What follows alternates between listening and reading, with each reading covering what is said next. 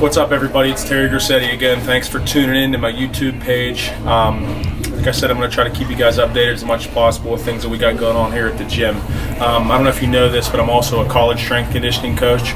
I'm the strength and conditioning coach of Slippery Rock University football team. So today, I'm going to let you guys get a little bit of a sneak peek on what we do as a program and pretty much what our plans are for this summer in terms of what our goals are for our athletes, what we're trying to accomplish, and what we're going to do to get those goals. So the first thing that's not going to be featured in this video is our big staple to our program is our big dynamic warm-up. We do a ton of hip mobility, a ton of spine mobility, a ton of just lower body mobility, ankle mobility. It's really great. If I could give you any advice, it's make your warm-up long and extensive and get the most bang for your buck as much as you can, because at the end of the day, the things you do in the warm-up are things that are so important to your program that you do them every single day. And just because it's not necessarily raising body temperature, you think warm-up, it's actually doing things that are going to be beneficial for you to do every single day, that you can do every single day. So getting into the workout after we do the warm-up, we always start with some sort of broad jumps, some sort of plyometrics, just because personally I don't really do a lot of Olympic lifting. I like Olympic lifting. I think it's beneficial. I'm not one of those guys who says I hate Olympic lifting, but the guys I've learned under, the school of thought that I've learned from Buddy Morris, Arizona Cardinals, Steve Saunders, Baltimore Ravens, Anthony Peroli, Mississippi State, and Pete Bomarito, those are my main training mentors, so I kind of do what they taught me, and they really don't do a lot of that either. There's plenty of other ways to train triple extension. Do I think it's beneficial? Like I said, yes, but there are other easier, safer ways that we can do that, and it's less equipment, less learn. You just get right in, you're exploding through. So we always start our program with broad jumps, double leg broad jumps, single leg broad jumps. You'll see that in the video, and then once we do that, I actually put on our programs because I have had issues in the past training teams or players where they do want to do Olympic lifting, which is fine, but I always put it in after our warm-up as an optional A. So they can do it if they want to, if not, they don't have to, because we're training the movement my way, but if they want to do it on their own, or it's not necessarily my way, if they want to do it on their own, that's fine, and I support it also. So they can get into that today for our lower body day. It's just 3 sets of 3 power clean, barbell.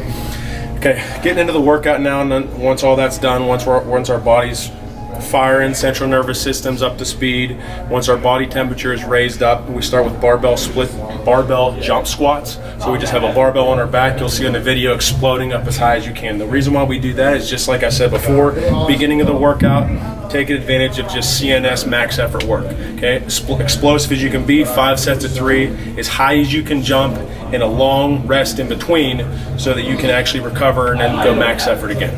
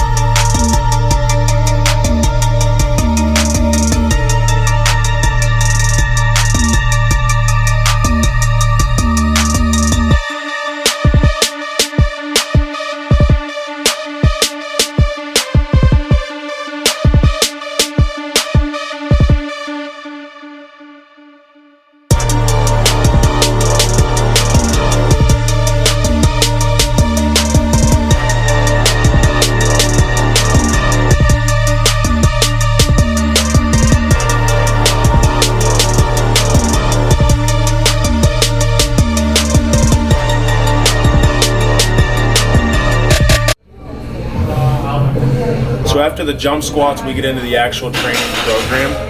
but we're focusing on a lot of single leg stuff on this day of the week. So we start off with just a Pendulum RDL, which is another fancy word for just a single leg RDL. For a lot of football players, it's great to get them on one foot because for the most part you play sports on one foot. So the single leg RDL, make sure their shoulders are back, bracing their core all the way down. You can tap the weight on the ground if not, it's not necessary, but down pretty low and stand all the way up and make sure you extend your hips at the top of every rep. I tell people all the time on like an RDL, when you drop down and you stand up, if you squeeze your glutes for a couple seconds, it just adds a couple seconds of time under tension on every rep. And over the course of 6, 8, 10 reps, that could be pretty significant. After that, you'll see the guys doing a bench step up, just a basic step up, not a step down. So we do them lateral on a bench, so the bench will be going the same way as they are, foot up. It's really not essential to drive your knee like a Russian step up. We're just really working on knee extension with that foot that's actually on the bench, so they step up. Very important that their heel stays down, shoulders back, brace core. Brace core is pretty much standard on all single leg stuff. Then you'll see the guys doing band pull-throughs, exploding their hips through, like we talked at the beginning of the workout where I was referencing Olympic lifting. We're just training triple extension. Pull-throughs are a phenomenal exercise for that, as your ankles, your knees, and your hips are all firing at the same time. Very easy to teach, very similar to an RDL, just a little bit different resistance since it's pulling from behind you.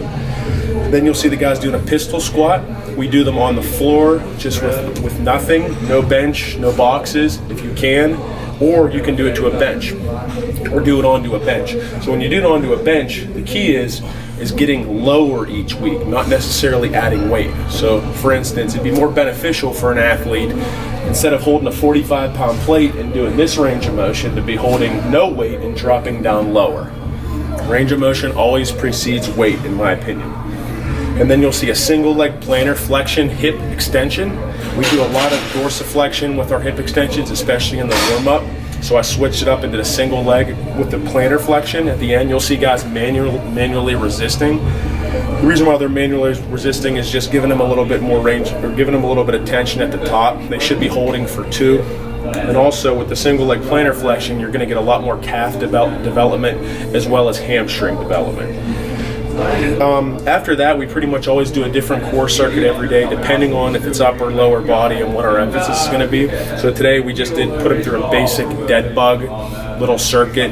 You'll see the bands. It's really good with partners. You can hold a band, resisting into extension, and we did them just legs up and down, and then legs in and out.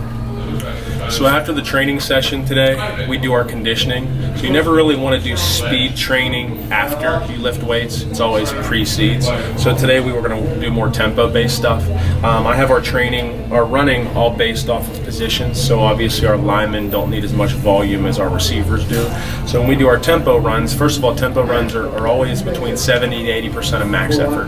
Nothing too hard, but it's fast enough where it actually is a little bit of a speed training, more like a speed endurance training. And then so we'll separate them. We'll have receivers go down and cross field and back in 15 seconds, linemen down and back 18 seconds. And my goal as a coach is to get our times each week to get faster and to add more volume. So all summer long, we're decreasing time, we're adding more volume. And linemen, we don't really have to go across the field and back. We usually go halfway and back just because of the demands of the sport for football. A lineman really doesn't need to be that conditioned aerobically. It's so anaerobic that they're just in small spaces so much that they don't have to go down back. And it's also a lot of load. You got linemen 300 pounds that you're sprinting down and back. You're doing 10, 15 of those. That's a lot of pain, or a lot of weight going down through your lower body, your hips, your knees, your feet, and I just try to limit that as much as possible. So yeah, so we'll do today after this session. It actually won't be featured on the video, but I just want to let you guys know that we do our tempo runs after we do our lower body training. Hey, thanks for tuning in, guys. I really appreciate it. Hopefully you learned something. Our next video, you're really going to want to tune in. It's our hardest conditioning we do for our athletes, and our trainers do it ourselves. It's one of those conditionings that really tests you mentally and really dominates you, and there's going to be people laying all over the room, so you'll want to tune in and see that. Please subscribe to my page.